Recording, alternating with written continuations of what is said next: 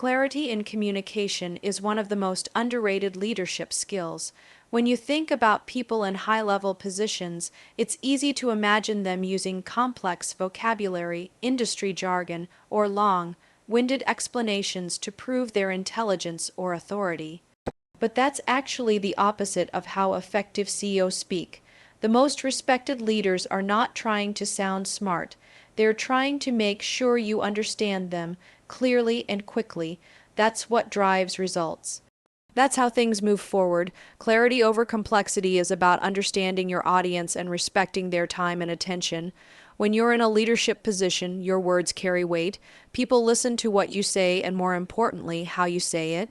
If your message is bloated with technicalities or buzzwords, you lose people, you slow them down, you create confusion and leave space for misinterpretation, and guess what? Confusion is the enemy of execution. Now, clarity doesn't mean dumbing things down. It's not about being basic or oversimplifying important ideas. It's about being precise. It's about cutting through the noise and saying exactly what needs to be said, nothing more, nothing less. When a CEO walks into a boardroom, they aren't giving a lecture, they're not performing, they're aligning teams, they're clarifying direction, they're setting expectations and eliminating ambiguity. That's the level of intentionality that should be behind every word. One of the most important habits you can build if you want to speak like a CEO is asking yourself before every conversation or presentation, what is the point of this message? What do I want them to do with this information? That focus becomes your filter. You stop rambling. You start getting to the point. You learn to lead with value instead of fluff. It's a discipline, and like any other discipline, it takes practice. Think about a typical meeting. How much time is wasted on backstories, disclaimers, and irrelevant details? That's not leadership, it's noise. Great communicators cut through all of that. They start with what matters most. They say, here's what's happening, here's why it matters, here's what we're going to do about it. That's clarity, that's influence, that's how CEO operate. You also need to understand the difference between writing and speaking. In writing, you might use more structure or longer sentences. But when you're speaking, especially in a leadership role, your communication should feel tight and actionable. Think in headlines, not paragraphs. You're not trying to tell your life story. You're trying to create alignment and energy. Every sentence should move your audience closer to clarity, not further into confusion. Here's the other thing. Clear communication builds confidence, not just in you, but in the people you lead. When people know exactly what you expect, they perform better. They make faster decisions, they trust you, you eliminate the guesswork, and if there's one thing people crave in a fast-paced environment, it's certainty. The more clear you are, the more certainty you provide. And don't confuse clarity with being cold or robotic. You can be clear and human. You can be clear and passionate. Clarity doesn't strip away personality. It sharpens it. When you eliminate all the filler, what you're left with is your actual message. And when that message is strong, it doesn't need embellishment. You don't need to dress it up. You let it land. So ask yourself, do people leave conversations with you more informed or more confused? Do you talk to be heard or to be understood? These are the questions CEOs ask themselves constantly, because at the end of the day, your ability to drive a vision forward depends on your ability to communicate it clearly. Complexity might make you feel important in the moment, but clarity gets results in the long run. If you want to grow in leadership, start paying attention to how you speak. Audit your own language, strip out the fluff. Simplify without losing meaning. Speak with purpose. That's how you earn trust. That's how you move fast. That's how you speak like a CEO. Walking into a room as a leader isn't about being the loudest voice. It's about showing up with a presence that communicates confidence before you even say a word. When a CEO steps into a meeting, people notice, not because they demand attention, but because they own it. That ownership comes from intentional presence. It's built through posture, tone, eye contact, and the way they choose to show up, on purpose, every time. Intentional presence starts before you open your mouth. It begins the moment you walk in.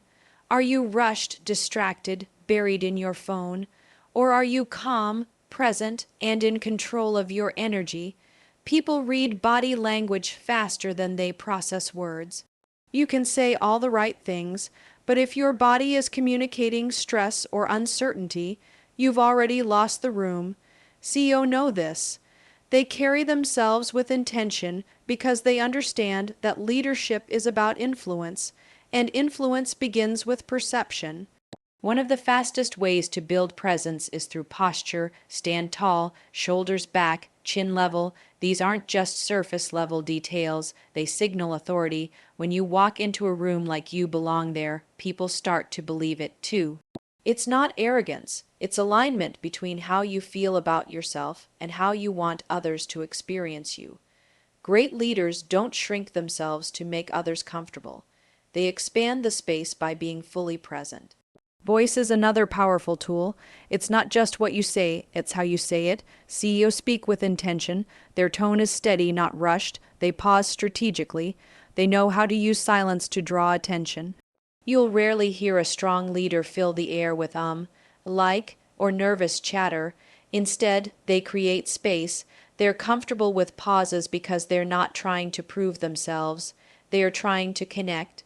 And that confidence makes people lean in. Eye contact is a non-negotiable. If you're constantly looking down around the room or at your notes, people will tune out. When a CEO speaks, they lock in. They make the person in front of them feel like the only one in the room. That focus communicates value. It says, "You matter, I'm here with you." And that creates trust, even before the content of the conversation begins. Presence also means knowing the energy you're bringing into a space. Are you reactive or are you grounded? CEO aren't emotionally volatile in high-stakes situations. They regulate their energy. That doesn't mean being emotionless. It means being steady. It means showing up with clarity, not chaos. When things go wrong, people look to the leader. If you're flustered, you multiply the problem.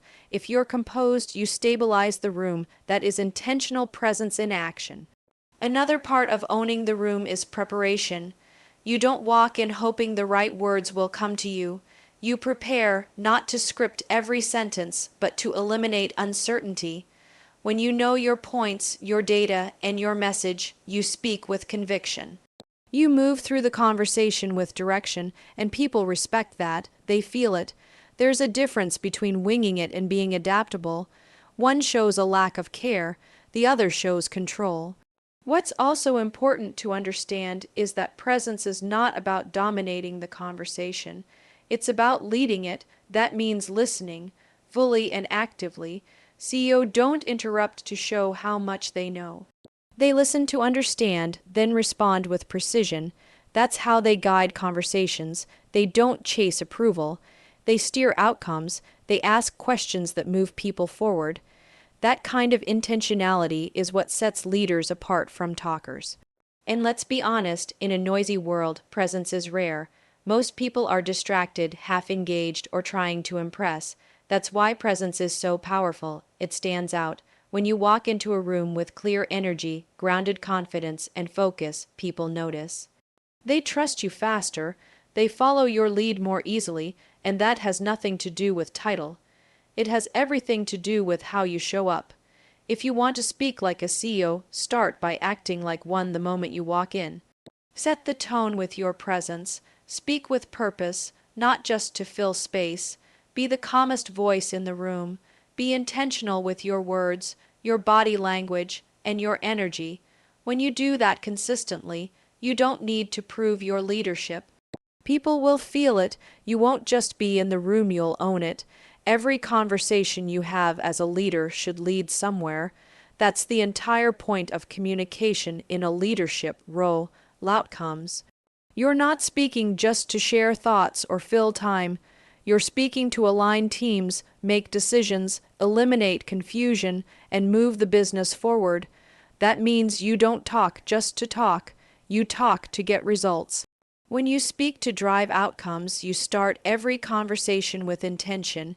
You're asking yourself, what's the goal here? What do I need this person or group to walk away with?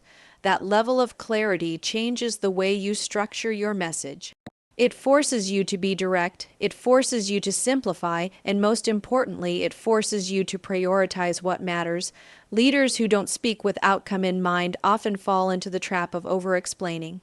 They give too much context, too many details, or try to justify decisions before even making them. That slows down the pace of business. People don't need all the background to move, they need direction. CEO know this. They frame every message around what action needs to be taken and why. That's it. No extra noise, no fluff, no performance, just impact. It's not about being abrupt, it's about being effective. That means eliminating vague language like I think, maybe, we should consider. Those phrases don't drive anything forward. They leave room for misinterpretation. They make people hesitate instead of act. You don't want to create more questions. You want to create momentum, and that only happens when your words are tied directly to a next step. Driving outcomes also requires that you understand your audience. You're not speaking to impress, you're speaking to empower. That means knowing what each person or team actually needs in order to act. Are they missing clarity? Are they waiting on approval? Do they need alignment across departments? Your job as a leader is to identify what's blocking progress and remove it with your communication. When you speak, people should know exactly what to do next. If they don't, you haven't finished the conversation. If someone leaves a meeting unclear on what success looks like, that's not their fault, it's yours. CEO don't tolerate misalignment. They close loops. They say, this is the goal, this is your responsibility, this is the timeline. Let me know what you need to execute. That's leadership. There's also a difference between being decisive and being dismissive. Speaking to drive outcomes doesn't mean you bulldoze others or avoid input. It means you gather the information you need, make a call, and move. Indecisiveness kills momentum. Teams don't need a leader who speaks in circles. They need one who can process, decide, and direct. When you speak like a CEO, you make decisions part of your message, and don't underestimate tone here. The way you deliver a message matters. If your tone is passive or uncertain, it undermines your intent. You can say all the right words, but if your delivery is weak, your team won't feel confident following your lead. Speak with conviction. Speak like someone who believes in the outcome you're driving toward. That belief is contagious. Another key part of this is accountability. If your communication doesn't include who is responsible for what, then you're not speaking for outcomes, you're just reporting. High-level leaders make ownership clear in every conversation. They name the person, the task, and the deadline. They don't assume people will figure it out. They make it explicit. That way, nothing gets lost in translation. The most effective CEO also know when to stop talking. Once the message has landed and the direction is clear, they let people do the work. They don't micromanage the conversation. They trust their team and shift their focus to results. This shows respect, it shows confidence, and it reinforces a culture of action over analysis. Speaking to drive outcomes is a habit you build over time. It's about practicing discipline in your language, cutting what's unnecessary, speaking with precision, listening with purpose, and constantly anchoring your words to a result. When you operate that way, your team moves faster, your meetings get shorter, your leadership becomes clearer, and your impact multiplies. You don't need to be the smartest person in the room. You just need to be the one who makes things move. That's what it means to speak like a CEO. You lead with intention, communicate with clarity, and always speak to create momentum, not just conversation. Silence is one of the most powerful tools in a leader's communication toolkit, but most people are too uncomfortable to use it. They rush to fill every pause, afraid that silence signals weakness, insecurity, or lack of knowledge. In reality, it's the opposite. Strategic silence shows control, it shows confidence, it shows you're not reacting, you're leading. CEO understand this, they know when to speak, and they know when to stop and let the silence do the work. The reason silence is so effective is because it creates space, space for people to think, space for ideas to land. Space for tension to do its job. In high-stakes conversations, the leader who can hold a pause is often the one in control. They're not scrambling for the right words or rushing to defend themselves. They're grounded, they're deliberate, and that presence sends a message all on its own. I'm not here to prove myself. I'm here to lead.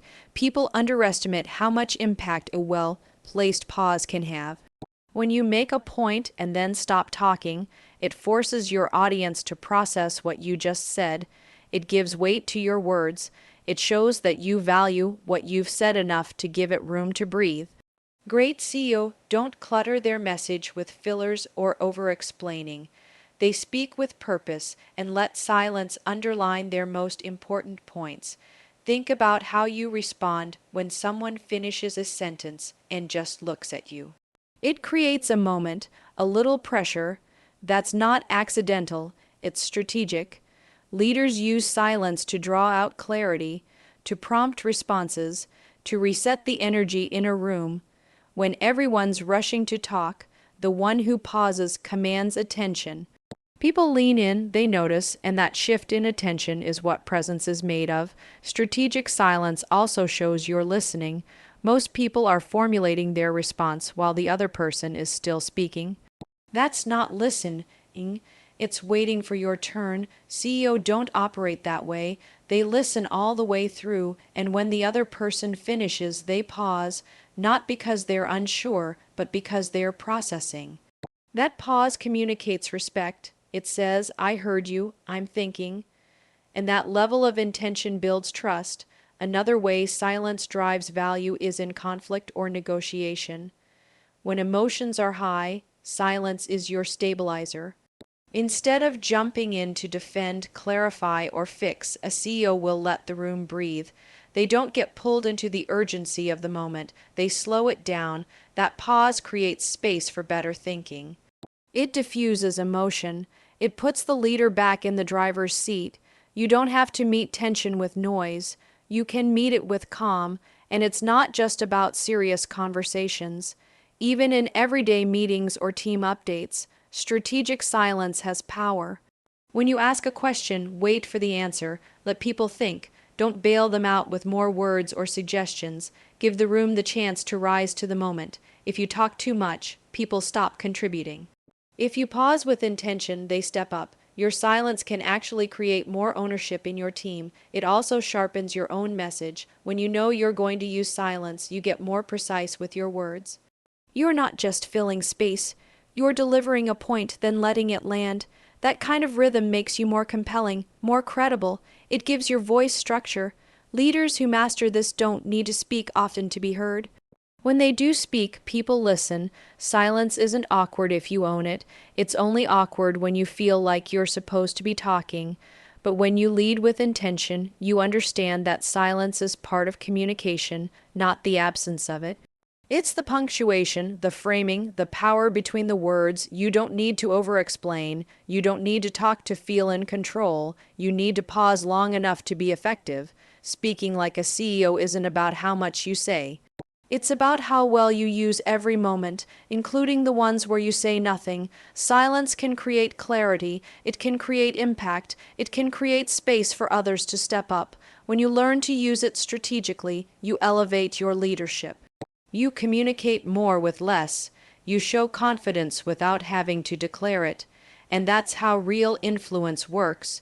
You don't chase attention. You own the room, even in silence.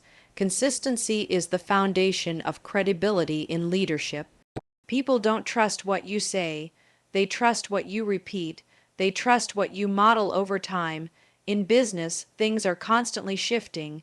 Goals evolve, markets change, strategies pivot, but your consistency as a communicator is what gives your team something stable to anchor to. It's what makes people believe in you, follow you, and act with confidence even in uncertainty. You don't earn credibility with a great presentation or one inspiring meeting. You earn it with repeated clarity. With follow-through, with doing what you say you're going to do and saying the same thing in different rooms to different people without spinning it to fit the moment.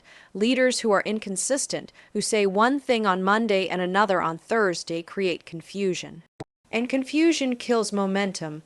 When a CEO speaks, their words carry weight because people already know what to expect. There's a rhythm to how they lead, how they show up, and how they communicate. Their messaging is predictable, but not in a boring way, in a trustworthy way.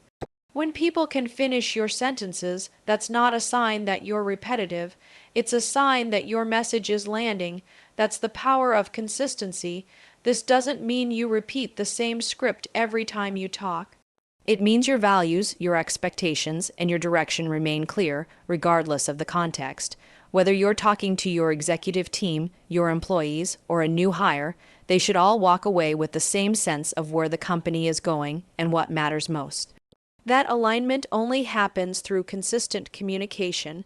Consistency also means showing up the same way, regardless of the situation.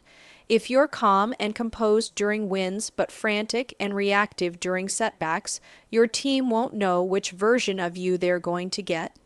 That unpredictability erodes trust. CEO who lead with consistent tone and energy become a stabilizing force. Their presence communicates, "I've got this," even when things are hard. That steadiness builds confidence across the organization. The same principle applies to accountability. If you enforce expectations sometimes but not others, or only with certain people, you lose credibility. People are watching more than they're listening. If your words say one thing, but your actions say another, your words lose their meaning. High-level leaders don't just communicate values, they live them, and they do it consistently, day after day, regardless of who's watching. Consistency also matters in how you deliver feedback. Your team should know what to expect from you, not just in tone, but in structure. When feedback is scattered or emotionally driven, it loses effectiveness. But when it's clear, timely, and consistent in format, it becomes a tool for growth. People stop fearing it and start valuing it. That only happens when your communication is steady and intentional. One of the biggest mistakes leaders make is assuming they've said something enough. You haven't. If you're tired of saying it, your team is just starting to hear it. The best CEO repeat key messages constantly: vision, goals, values, priorities. They don't change the message to sound fresh, they reinforce it to create focus.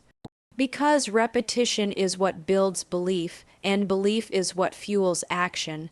Consistency doesn't mean you're inflexible. You can evolve your strategy without compromising your credibility. What matters is how you communicate the why behind the change. When you've been consistent all along, your team will trust the pivot because they trust you. They know you're not just reacting, you're leading with intention. It also helps eliminate unnecessary friction. Teams waste time second, guessing leaders who aren't clear or consistent. They don't know what's important, what to prioritize, or how to make decisions. That's when you start seeing missed deadlines, conflicting initiatives, and low morale. But when a leader communicates consistently, those problems fade. People know the direction, they act with alignment, the entire organization moves faster. Credibility isn't built in moments, it's built in patterns. The pattern of how you speak, the pattern of how you show up, the pattern of what you reinforce. If you want to speak like a CEO, your messaging needs to feel reliable, predictable, solid, not because it's rigid, but because it's rooted in values that don't change with the wind. People don't follow charisma, they follow clarity, and clarity isn't a one-time event, it's a commitment. The more consistent you are, the more credible you become, and the more credible you are, the more influence you have. Not because you're the loudest in the room, but because people know they can trust you every time.